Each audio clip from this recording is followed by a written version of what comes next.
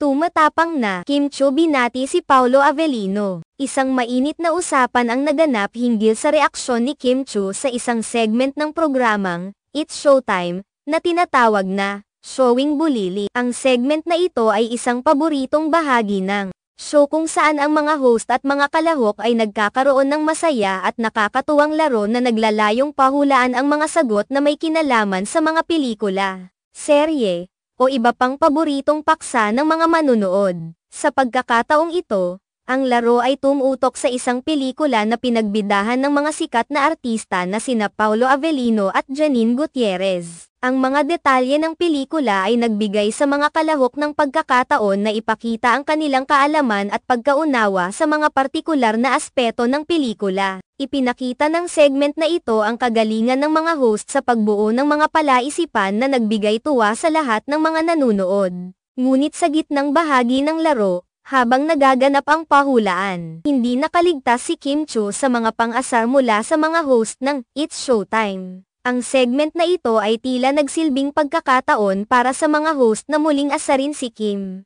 na sa mga nakaraang pagkakataon ay madalas ding nakakaranas ng ganitong uri ng pagbibiro mula sa kanilang mga kasamahan sa show. Ang mga host ay nagkaisa sa kanilang pagtukso kay Kim, na parang isang bahagi ng kanilang regular na kalokohan sa programa. Ang tinutukoy na on-screen partner ni Kim Chiu sa mga palabas at pelikula ay si Paolo Avellino, na kilala rin sa kanyang mahusay na pagganap sa iba pang mga proyekto. Sa segment ng Showing Bulilit, nagkaroon ng mga pahayag at biro ang mga host tungkol sa relasyon ni Kim at Paolo sa mga pelikula at telebisyon. Ang mga biro at pang-asar na ito ay tumutok sa kanilang pagiging magkapareha sa mga proyekto, at madalas na nagiging sanhi ng pagkapahiya ngunit sa parehong oras, aliw sa mga manunood. Ang reaksyon ni Kim Chiu sa mga pang-asar ay isang kombinasyon ng pagkainis at pagpapakumbaba, sa kabila ng kanyang pagsubok na huwag magpakita ng kahit anong pag-aalala. Hindi may kakaila na nagkaroon siya ng ilang moment na tila nahirapan sa mga biro. Ang kanyang mga sagot at reaksyon sa mga pang-asar ng mga host ay ipinakita ang kanyang pagiging makatawid at kakayahang magpatawa kahit sa mga ganitong sitwasyon.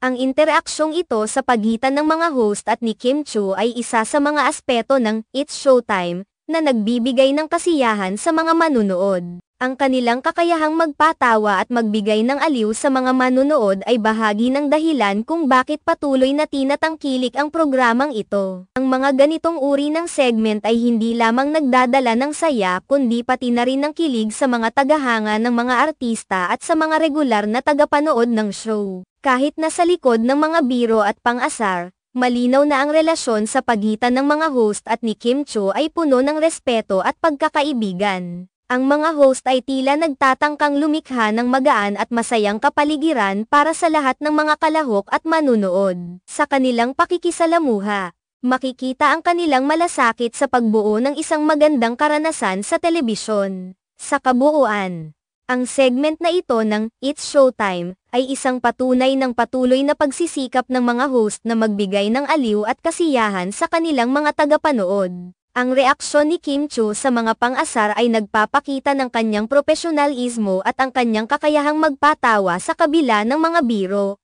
Ang mga ganitong pagkakataon ay nagdadala ng kasiyahan at nagpapalakas ng ugnayan sa pagitan ng mga artista at kanilang mga tagahanga.